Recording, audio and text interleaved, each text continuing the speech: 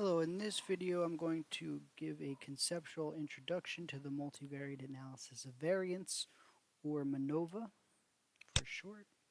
So a MANOVA is an extension of analysis of variance, or ANOVA, where we're basically looking at a linear combination of dependent variables.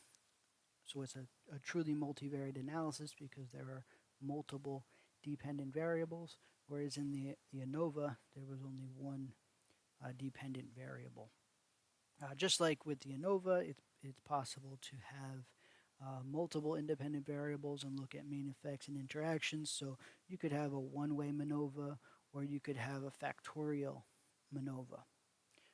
Also, similarly to ANOVA, you could include a statistical covariate or statistical control variable, and then it would become, in ANOVA, it becomes an ANCOVA, where you're statistically controlling for a interval ratio variable in your analysis, and for MANOVA it becomes MANCOVA if you include a statistical control variable in the analysis as a covariate.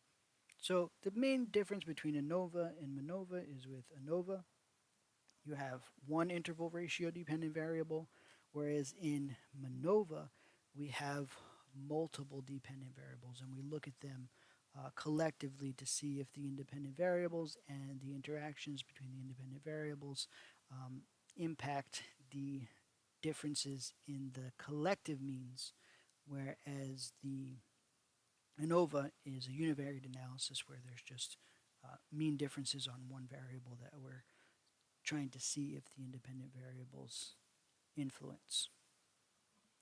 So the basic requirements for a MANOVA are that you have two or more interval ratio dependent variables and one or more categorical independent variables.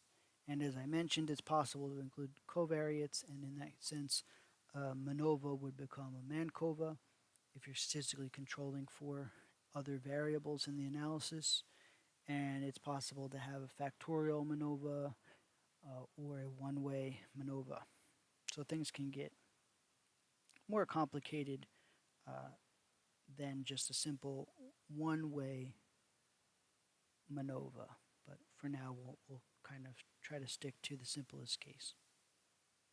So like I said, an ANOVA has one outcome variable and one or more categorical independent variables, and a MANOVA has multiple outcome variables and one or more categorical independent variables.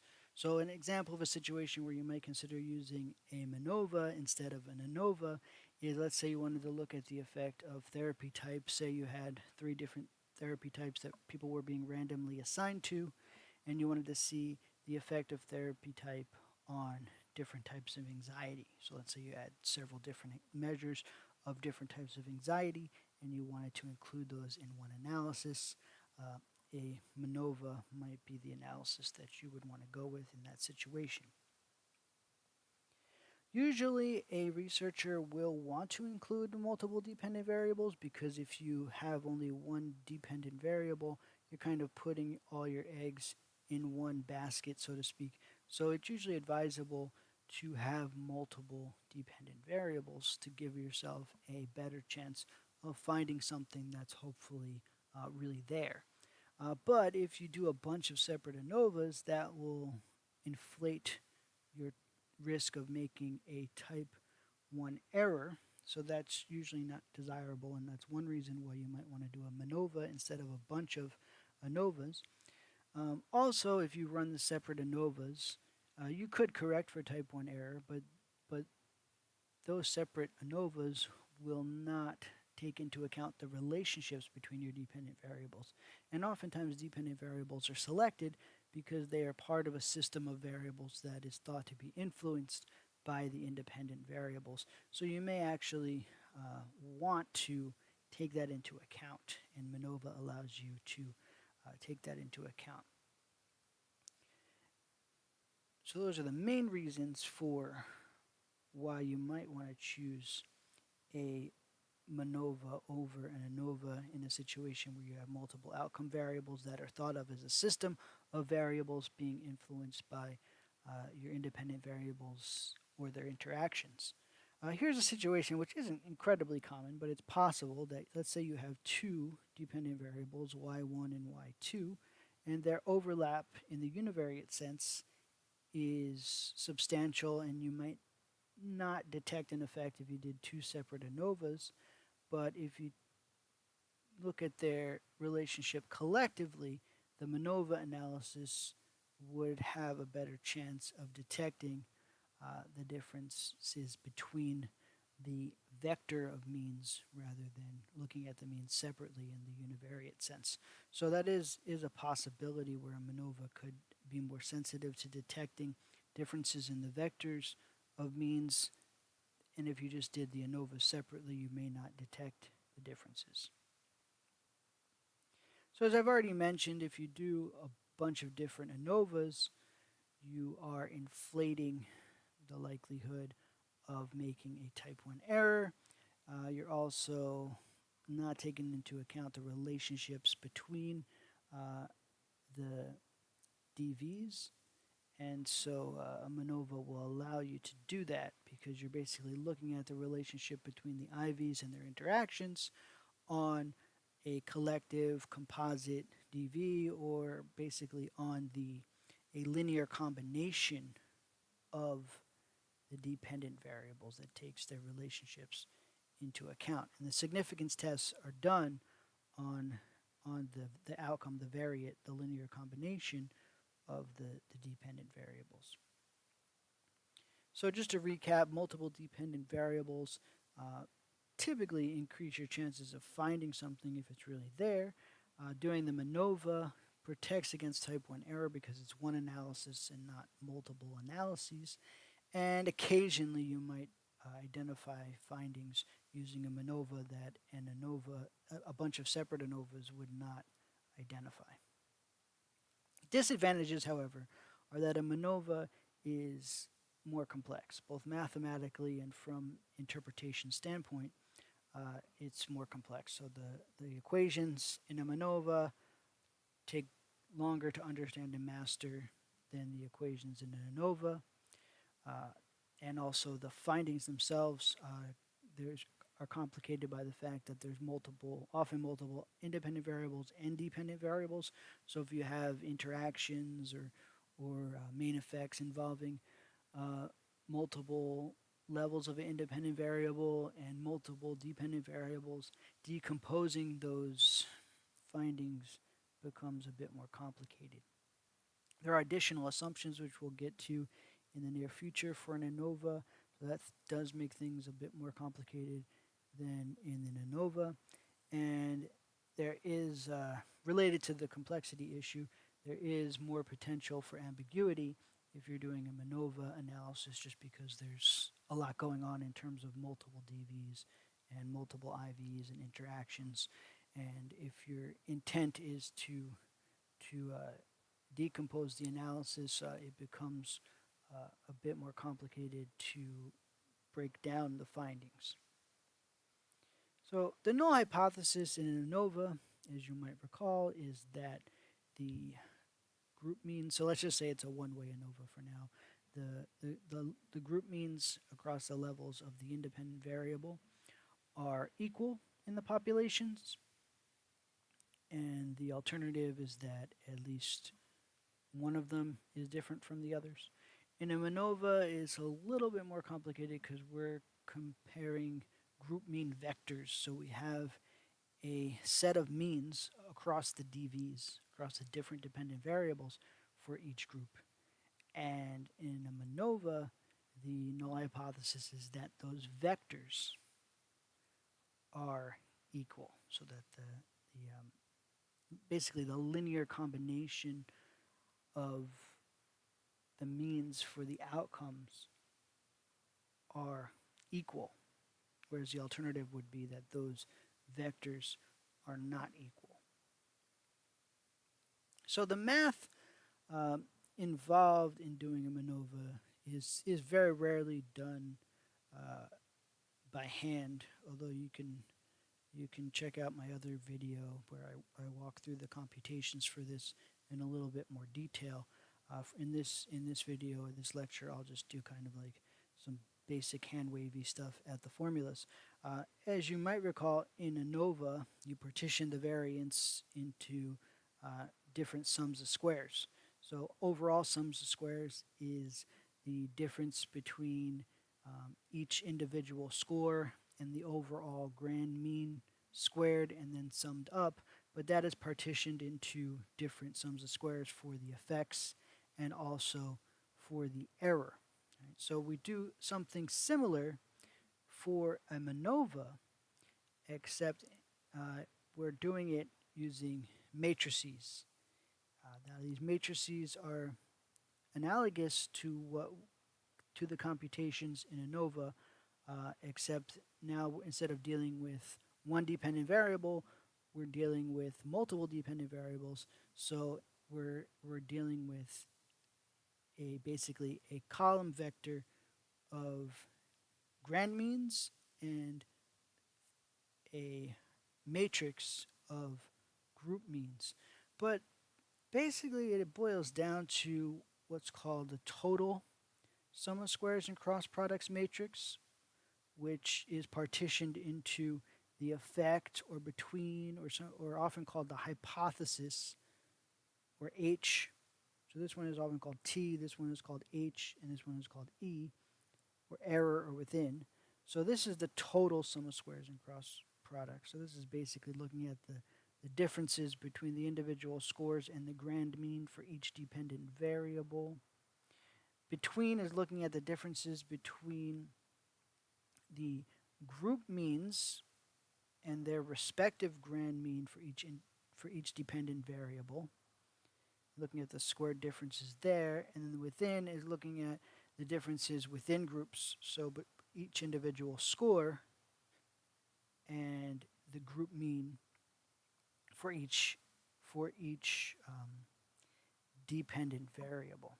So there's some fun formulas for this, which the total is individual score minus the grand mean. Now these are matrix formulas, so we're doing this for each dependent variable. So individual score minus grand mean for whatever dependent variable we're doing that for, and you do it for each. Then to square it, since it's a matrix formula, we can't just square it, we have to multiply it by the transpose. So we'd multiply it by the transpose and then add it up, and that would give you the total sum of squares and cross products matrix, which isn't terribly useful, but you could compute it that way. And that's comprised of these two, the hypothesis or effect or between, and the error or within sum of squares and cross products matrix. So the hypothesis matrix is basically looking at the difference between the group means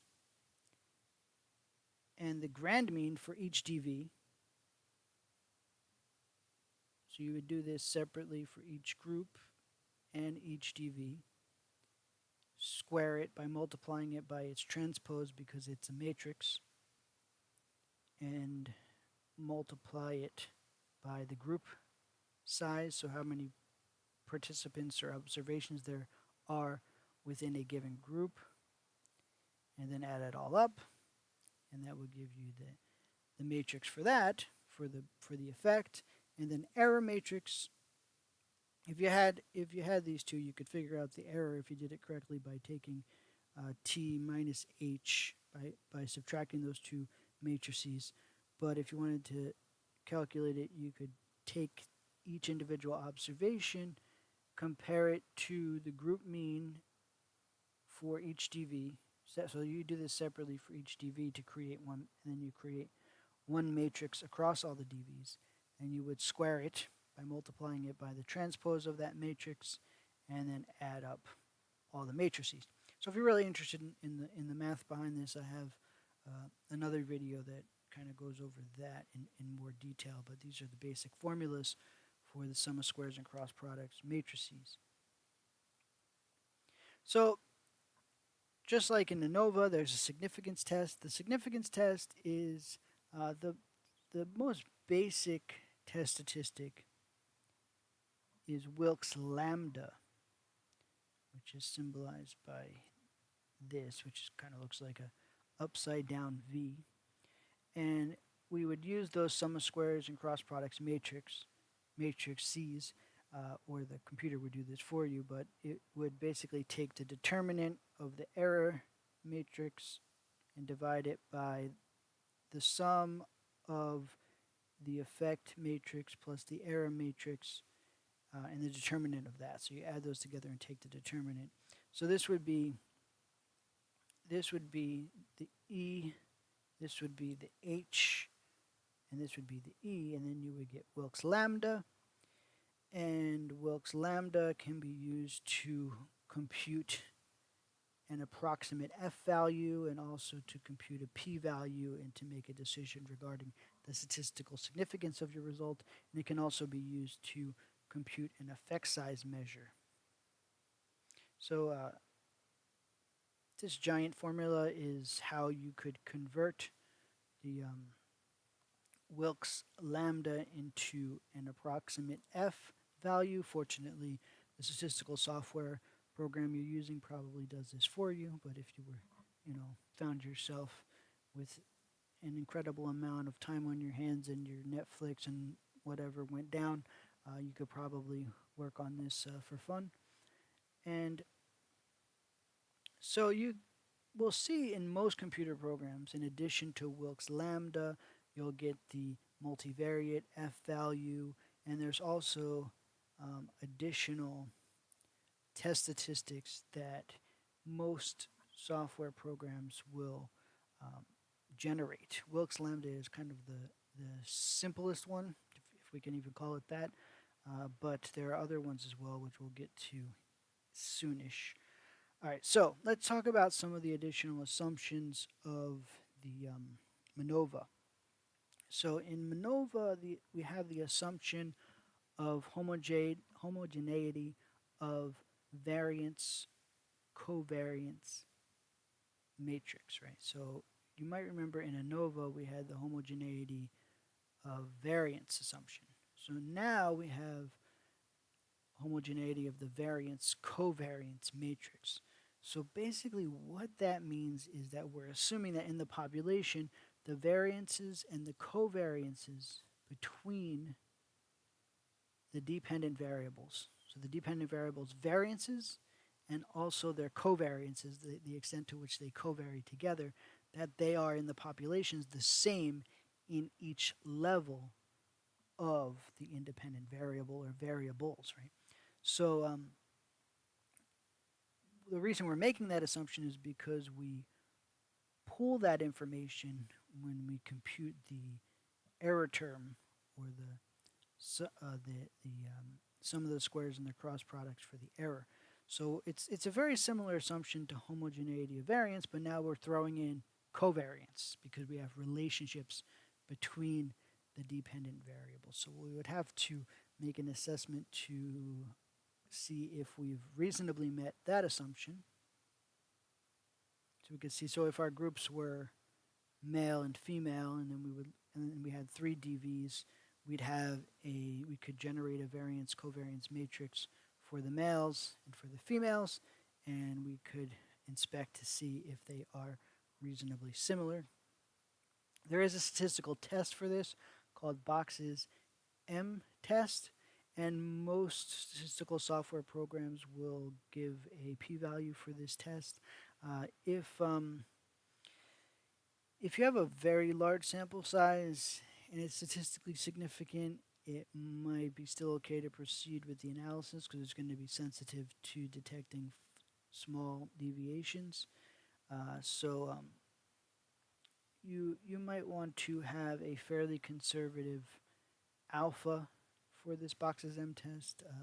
So something like 0.001 might work in many circumstances. If you have equal sample sizes, you might have more tolerance for deviation from this assumption than if you have very unequal sample sizes. So there's various things to take into account. Ideal situation is that you have a p-value for your Box's M that is fairly high and that your variance covariance matrices are reasonably similar across the groups. This is what the results would look like in SPSS. So this would be like a good result for your box's M-test because you don't want to violate that assumption. I'm assuming you don't want to violate that assumption. And you have a rather high p-value here, so we wouldn't be terribly concerned about that assumption for this particular example. We also have the assumption that the DVs are linearly related, because if they are related in some other way, like some nonlinear way, the MANOVA won't take into account those relationships. So you might want to inspect scatter plots of the relationships between the DVs to make sure you don't have any non-linear relationships going on. Also, you want to make sure that your DVs are not too strongly correlated, because if your DVs are too strongly correlated, then you will have a problem, basically, because they're redundant. And in some situations, the analysis won't be able to move forward. You want to look at the correlations between your DVs and look at the correlations between your DVs in the various conditions in your study to make sure that they're not too strongly correlated. This could happen if your DVs are basically redundant, if they're measures of pretty much the same exact thing, then the correlations might be too strong, and you could run into an issue of multi-collinearity or collinearity, where basically your variables are too strongly related to each other for the analysis to move forward. Another assumption is that of multivariate normality. So we've encountered the assumption of normality. The assumption of multivariate normality assumes that the DVs themselves have a multivariate normal distribution. And there are statistical tests for this in the sample, but based on the central limit theorem, we usually can assume normality of means, right? So this is not something we need to be incredibly concerned about, but we can conduct statistical tests to see if we've met this assumption. There are some other ways to do it visually, looking at the scatter plots to make sure that they have a shape that is elliptical, but for the most part, we don't have to be terribly concerned about this assumption, because means are, according to the central limit theorem, if the sample size is large enough and taken at random, the means and the combinations of the means should be normal. We also have to make sure that we have a reasonably large sample size. So MANOVA typically requires larger sample sizes than ANOVA. And it becomes more complicated to do the sample size calculations, because we have to take into account the number of IVs, the expected effect size, the expected multivariate effect size, and also the relationships between the DVs and the number of DVs. So things can get more complicated to the point where you're going to probably want to use specialized software to do your sample size calculations.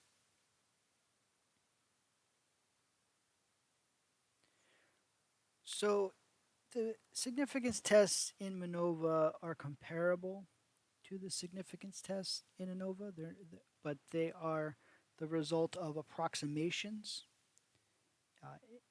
In a way, these approximations force the results to be comparable to ANOVA, but the F tests themselves are based on different test statistics.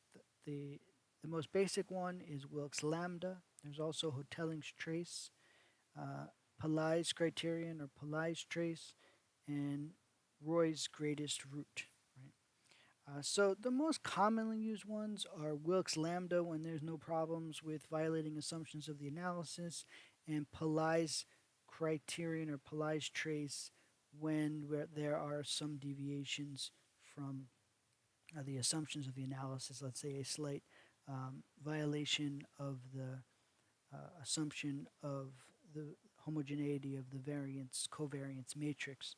You might instead use Pillai's criterion. In an ideal situation, they all give you the same or a nearly the same um, outcome, and substantively the same result. So in many situations, that'll happen. In cases where there's just two levels of one independent variable, they're all going to give you the same answer. So it's not going to matter. When there are more than two levels of the independent variable, or there's multiple um, independent variables rather, then they will have some differences between them, but hopefully they're not enormous. But my advice is to look at Wilks lambda unless you have some issues where you're departing from some of the assumptions. Let's say you have a potentially slight violation of the variance-covariance matrix, then look at Pillai's trace. Or if you have some sample sizes that are a bit off or uneven, I would say go with the Pillai's trace. But in most cases, in my experience, they give you the same substantive answer.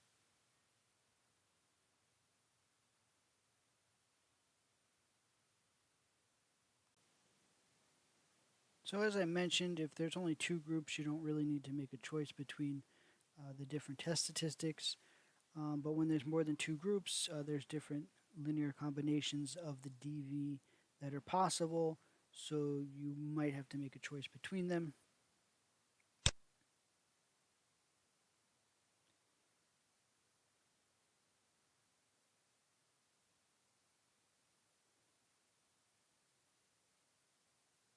So in most situations, Wilks lambda or Pillai's trace will do.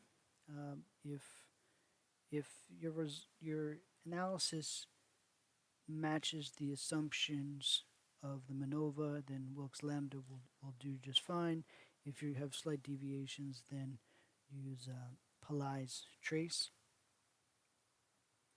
So just a little bit more detail of what's going on with these different test statistics, or why they even exist, is the Wilks lambda is basically a ratio of the error variance over the effect plus error variance.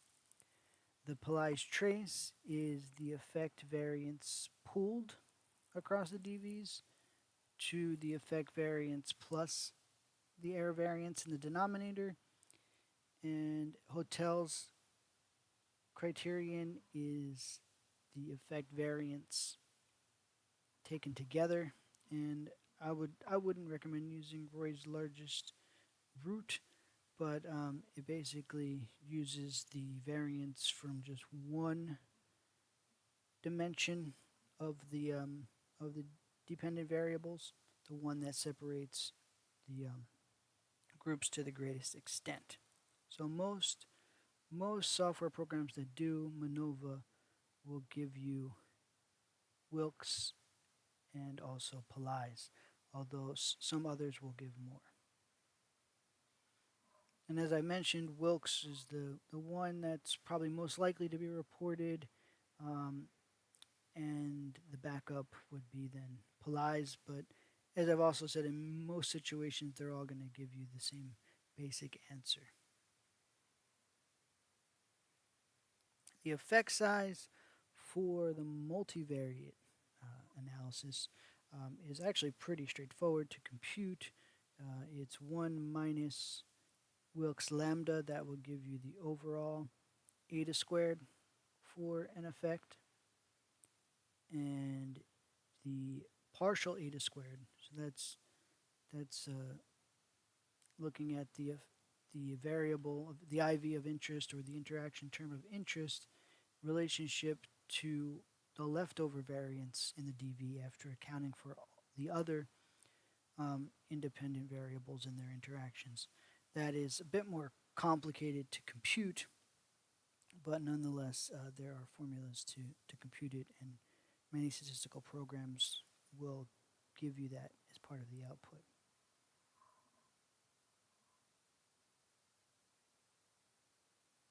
So, if you get a significant multivariate F and you have more, well, actually, if you have two or more levels of your IV as you're going to have, it becomes a little bit more complicated to interpret your results. So if you've done a MANOVA, you may not be interested in the univariate effects, but oftentimes you are also interested in the univariate effects. So you would have to figure out how then to proceed to determine the nature of your findings. So you might want to figure out which DV differs across a level of the IVs. So that would be doing some univariate analyses to determine which DV is being influenced or which DVs are being influenced by the IV. But then in some ways it's kind of like, well, what's the point of doing the multivariate analysis if you're planned all along to do the univariate analysis anyway? But then you also want to figure out is which IVs differ from one another. So you can do post hoc tests or contrasts on the multivariate outcome, and you can also do tests on the univariate outcome. So things get a bit more complex following up a MANOVA.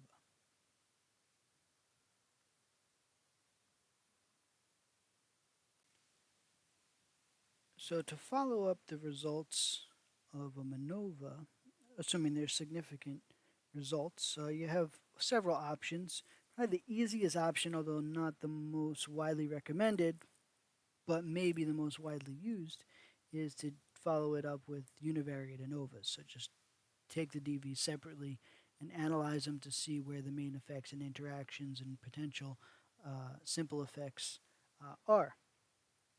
Another option is to do something called a Roy-Bargmann step-down analysis, where you have a theoretical order of importance for your dependent variables, and you run the analysis first on the most important DV using your independent variables, and then you move your most important DV to become a covariate, and then put your next important DV as the outcome to see if there are effects on your next important DV after statistically controlling for your most important DV. And then there's also a multivariate way to assess the DVs, the effects on the DVs, and that is to do something called a discriminant function analysis, which is basically analysis that turns MANOVA around and looks at which of the continuous dependent variables best separates the groups that form the independent variables.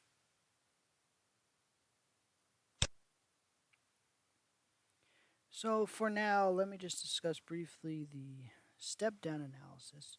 So the step-down analysis requires you to have a theoretical order of importance for your DVs. And then you first include the highest priority DV as the outcome and conduct the tests using that as the outcome. And then you move that highest priority DV to become a covariate, so you're statistically controlling for it, and enter the next highest priority DV as the dependent variable. And then that one can become a covariate, and the next highest can become a dependent variable, and you would continue until you've used all your dependent variables as outcomes or stopped finding results. But basically, after controlling for a previous DV, if you still find results, it tells you that that DV has something additional to add to the analysis. Now, again, we also would want to potentially decompose our findings for the independent variables, and we'd want to look at which levels of the IV are different from each other, and also potentially look at simple effects analyses. It's possible to do this in the multivariate sense, it gets a bit more complicated. In some cases, you would have to use code instead of using the ordinary SPSS general user interface, but it is possible to do the same sort of post hoc tests and planned comparisons or contrasts and also simple effects analysis on the multivariate outcome. It just becomes a bit more labor intensive than in the univariate sense. All right, so that's my conceptual introduction to MANOVA. I hope you enjoyed it as much as I did. Please check out the videos that go over the actual computation of ANOVA and have an excellent day.